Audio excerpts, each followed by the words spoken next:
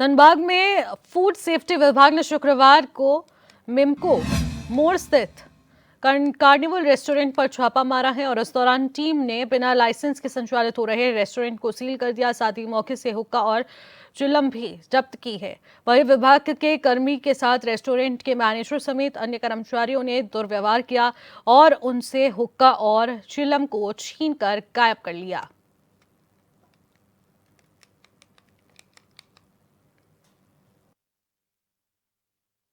सूचना मिली थी कि कार्निवल रेस्टोरेंट है यहाँ पर मिमको मोड़ में, उसमें खाने के साथ हुक्का भी लोगों को सर्व किया जा रहा है। तो इसी सूचना के आधार पर हम लोगों ने वेरीफाई करने के लिए वहाँ पर स्पॉट पे गए।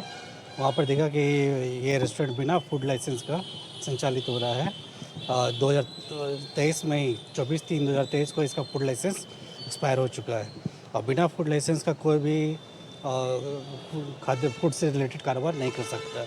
इसमें food safety and standards act 2006 के अंतर्गत 10 लाख तक का जुर्माना का प्रावधान है। तो इसी क्रम में हम लोगों ने स्पॉट पे देखा कि वो वहाँ पर हुक्का अपने कस्टमर्स को सर्व किए हुए हैं। तो हमने हुक्का का जो जार है उस सब सीज़ किया था और वो चिल्लम भी सीज़ किया था, लेकिन उसके स्टाफ ने हमारे जो स्टाफ है राहुल कुमार उससे संभल के जंदौसी में माध्यमिक शिक्षा राज्य मंत्री गुलाब देवी के आवास पर शिक्षकों ने जोरदार प्रदर्शन किया, जहां करीब 150 शिक्षक शिक्षिकाओं ने ऑफलाइन स्थानांतरण की मांग को लेकर शिक्षा मंत्री के आवास का घेराव किया। यह भी बता दें कि शिक्षा विभाग ने 7 जून तक अशासकीय माध्यमिक विद्यालयों के शिक्षकों के स्थानांतरण के लिए ऑनलाइन और ऑफलाइन आवेदन मांगे थे, जिसके तहत 27 जून को सिर्फ ऑनलाइन आवेदनों के स्थानांतरण किए गए, जबकि ऑफलाइन आवेदकों पर रोक लगा दी गई। इसी को लेकर शिक्षकों में नाराजगी है और वहीं प्रदर्शन की सूचना पर पहुंची राज्य मंत्री ने शिक्षकों से वार्ता भी की, लेकिन शिक्षक अपनी मांगों पर अड़े रहे।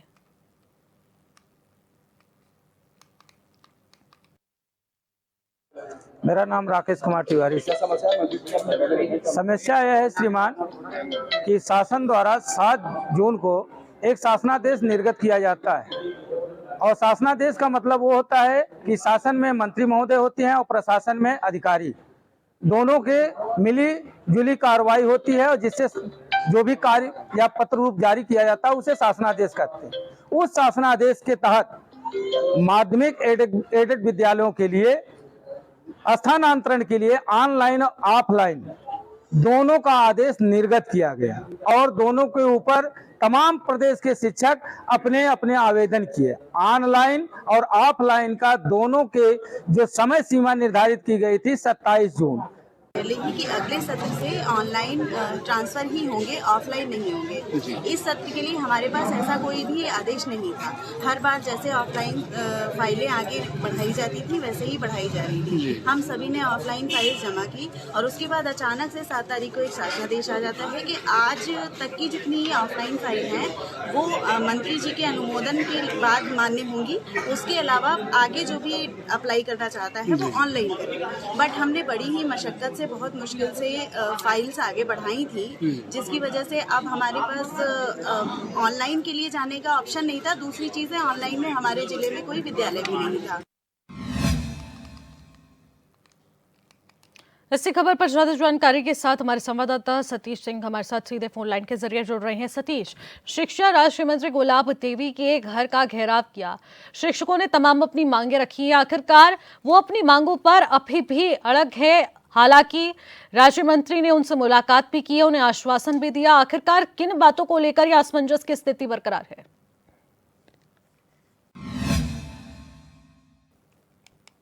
कर दिए जाए, लेकिन अब राज्य मंत्री का कहना है कि जो स्थानांतरण है वो ऑनलाइन होने थे, लेकिन अब क्योंकि मध्य सत्र चल रहा है, इस बीच में उन्होंने कहा है कि स्थानांतरण होना काफी मुश्किल है, लेकिन जो आगे है बात की जाएगी और मुख्यमंत्री के बयान में भी बात को डाला जाएगा कि इनकी समस्याओं का निराकरण हो सके। सतीश, आखिरकार कब तक ये धरना प्रदर्शन जारी रहेगा? देखिए, मैं आपको बता दूं कि ये शिक्षक जो है कल से माध्यमिक शिक्षा राज्य मंत्री गुलाब देवी के आवास के पास धरने पर बैठे हुए हैं और आज भी इनका धरना प्रदर्शन जारी है और इनकी मांग है कि हमें स्थानांतरण ही चाहिए, कोई आश्वासन नहीं चाहिए। ठीक है सतीश, बहुत बहुत शुक्रिया तमाम जानकारी। खबरों में आगे बढ़ेंगे। कानपुर के टीबीएस कॉलेज में रोजगार मेले का आयोजन किया गया, जिसका उद्घाटन दीप प्रज्वलित कर गोविंद नगर के विधायक सुरेंद्र मैथानी ने किया है। इस दौरान उन्होंने बताया कि हमारी सरकार युवाओं को लेकर काफी सजग है और उनके लिए नए नए रोजगार के अवसर प्रदान कर रही है। इसी कड़ी में यहाँ रोजगार मेले का आयोजन किया जा रहा है।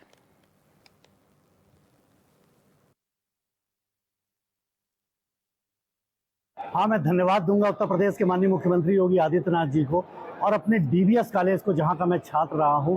यहां पर रोजगार का मेले का आयोजन सेवा योजन के द्वारा यहां पर किया गया है। सभी अधिकारीगण यहां पर उपस्थित हैं और ये 1400 बच्चों ने अभी तक यहां रजिस्ट्रेशन करा दिया है, लेकिन रजिस्ट्रेशन का क्रम अभी पूरे दिन भर जारी रहेगा।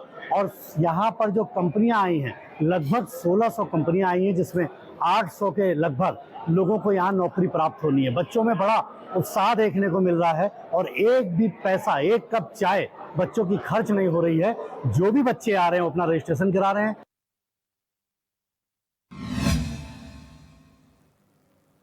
झांसी की महारानी लक्ष्मीबाई मेडिकल कॉलेज के आईसीयू में भर्ती एक मरीज के तीमारदारों ने शराब का सेवन किया और वहां मौजूद अन्य मरीजों को भी शराब पिला दी, जिसकी शिकायत अन्य तीमारदारों ने सुरक्षा कर्मियों से की। सूचना पर पहुंचे गार्ड ने शराबियों को रंगे हाथ दबोच लिया और पुलिस के हवाले कर दिया। मामले को लेकर मेडिकल कॉलेज की सुरक्षा पर कई तरह के सवाल उठ रहे हैं।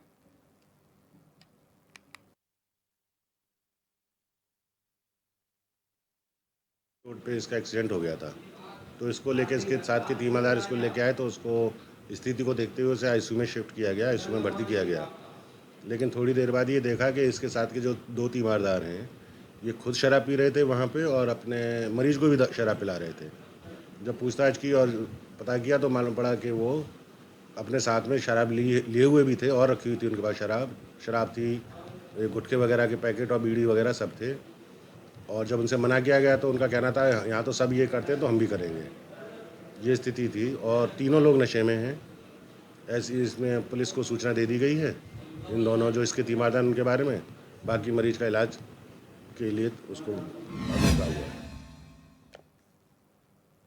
सीतापुर में प्रधानाध्यापक के बेसिक शिक्षा अधिकारी को बेल्ट से पीटने के मामले में आपको बता दें कि जब अपर शिक्षा निदेशक नदवा प्राथमिक विद्यालय पहुंचे तो तनावपूर्ण माहौलों के बीच अचानक कई बच्चों की तबीयत खराब हो गई, जिसके बाद उन्हें तत्काल अस्पताल पहुंचाया गया। बच्चों की संख्या और उनकी बीमारी के कारण का अभी तक कोई कारण स्पष्ट नहीं हो पाया है। अपर शिक्षा निदेशक ने स्कूल से बता दें कि जांच जारी रखने की मांग की है। उन्होंने मामले से जुड़े तथ्यों और आरोपों की गहराई से पड़ताल की। आया हूँ एक, जैसा कि आप लोगों के माध्यम से भी संज्ञान में आया है और सोशल मीडिया पर आप लोगों के माध्यम से, मीडिया माध्यम से ये संज्ञान में आया जो इंसिडेंट हुआ जब बीएसएफ सीतापुर में, उसके क्रम में तो शिक्षा निदेशक महोदय द्वारा जांच सौंपी गई है कि जांच करके आख्या दे, उसी क्रम में आया था। तो विद्यालय में खंड शिक्षा अधिकारी यहाँ पे जो हैं ARP 3 साथी हमारे ARP हैं जो प्रभारी लगाए गए हैं, शिक्षा मित्र की ड्यूटी लगाई गई है, उनसे गांव के कुछ लोगों से और बच्चों से भी बातचीत की गई है। अभी प्रथम दृष्टया तो कुछ कहना उचित नहीं है। अभी जांच रिपोर्ट अभी एक बार BSF ऑफिस जाने के बाद विशेष जांच रिपोर्ट हम भेजेंगे। जौनपुर की तहसील सदर के सुरहरपुर गांव में कुछ सहसी महिलाओं ने दबंगों की जमीन कब्जा नीति के खिलाफ बिगुल फूंक दिया है। महिलाओं का आरोप है कि उनकी पुश्तैनी जमीन पर दबंग जबरन कब्जा कर रहे हैं। प्रशासन से मदद की गुहार लगाई गई, इसके बावजूद अभी तक कोई इंसाफ नहीं मिल पाया है। पीड़ित पक्ष का कहना है कि कई बार शिकायत की गई, लेखपाल और कानूनगो की रिपोर्ट भी तैयार हुई है, लेकिन प्रशासन बंटवारे की बात कहकर मामले को टाल देता है, जिसके चलते महिलाओं ने सीधे जिलाधिकारी से समस्या का समाधान करने की मांग की है। अधिकारी के पास सर जी गए थे, जो है हमारा आबादी है सर जी, और आबादी सर जी जो है उस पर मकान था जो सर जी गिर चुका है और उस पर सर जी हम जो है कुछ बनवा रहे हैं, जो सर जी रहने के लिए हमारे पास और ज़मीन सर जी मतलब बुआने वाला ज़मीन चक का है और चक का भी सर जी मात्र हमारे पास 8 बिस्सा ज़मीन है सर जी, जो सर जी आधार कार्ड से भी चेक किया जाए सर जी हम इतने के मालिक हैं। बहुत मतलब और ज़मीन सर जी हमारे पास नहीं है, हम बहुत गरीब आदमी हैं। जालौन के उरई थाना क्षेत्र स्थित मोहल्ला उमरा खेड़ा में लोगों को कोई बुनियादी समस्याओं से जूझना जो पड़ रहा है उसका हल आज तक नहीं निकल पाया। लोगों ने बताया कि इलाके में जलभराव की समस्या से बच्चों को स्कूल जाने में भारी परेशानियां हो रही हैं। कई बार घरों में पानी भर जाता है जिसकी वजह से ये जहरीले कीड़े घुस जाते हैं। समस्या के बारे में कई बार सभासद और जनप्रतिनिधियों को बताया गया है, लेकिन कोई भी जिम्मेदार इस ओर ध्यान नहीं दे रहा है।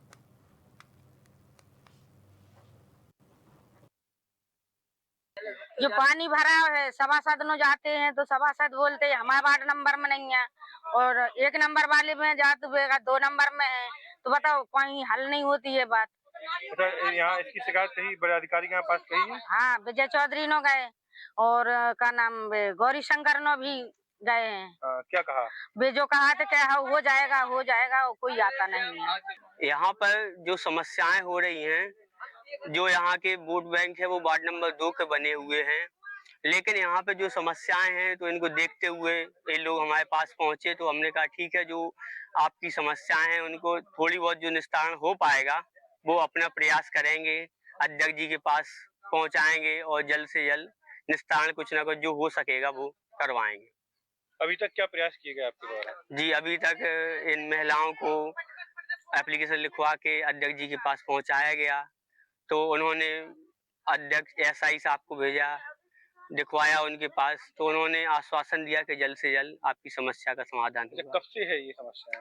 ये समस्याएं तो विगत कई दिनों से है, लेकिन अभी परसों के दिन महिलाएं हमारे पास। इसी खबर पर ज्यादा जानकारी के साथ हमारे संवाददाता विकास हमारे साथ जुड़ रहे हैं। विकास, जलभराव की समस्या से लोग काफी ज्यादा परेशान हैं। अभी तक इस समस्या का हल क्यों नहीं निकल पाया है? जिम्मेदार आखिरकार कहां है? जी, कई बार जिम्मेदारों से बात की गई, लेकिन जिम्मेदारों ने ये कह दिया कि ये मामला सभासद लेकर आए, सभासद जब तक नहीं कहेंगे तब तक इसका कुछ उत्तर नहीं हो पाएगा। तो आखिरकार क्या कुछ कारण यहाँ पर निकल कर आए हैं? ये नई बस्ती बसी हुई है, ये अभी पुरानी नहीं है, लेकिन इसका जब विजय चौधरी जी से कहा गया, जिला नगर पालिका अध्यक्ष से, तो उन्होंने कहा बहुत जल्द इसमें काम कराया जाएगा और सड़क डलवाई जाएगी, लेकिन उसके बाद अभी तक डल नहीं पाई है। लेकिन विकास, कारण क्या कुछ निकल कर सामने आ रही है? क्यों यहाँ पर जलभराव की स्थिति इस तरीके से उत्पन्न हो जाती है और अभी तक आखिरकार जिम्मेदारों को इस ओर क्यों नहीं देखने को मिला है कि आखिरकार कितनी परेशानियों से इस वक्त ये ग्रामीण जूझ रहे हैं? जिम्मेदारों से हर बार कहा जाता है और जिम्मेदार ये कहते हैं कि हर बार सड़क डलवा दी जाएगी और लाइट की प्रॉपर व्यवस्था कर दी जाएगी, लेकिन अभी तक जिम्मेदारों ने ये नहीं बताया है कि क्यों नहीं हो पा रहा है ये काम। इसके लिए कई बार अधिकारियों से भी बात की गई है, लेकिन अधिकारियों ने भी यही कहा कि काम करवा दिया जाएगा। ठीक है विकास, बहुत बहुत शुक्रिया तमाम जानकारी के लिए।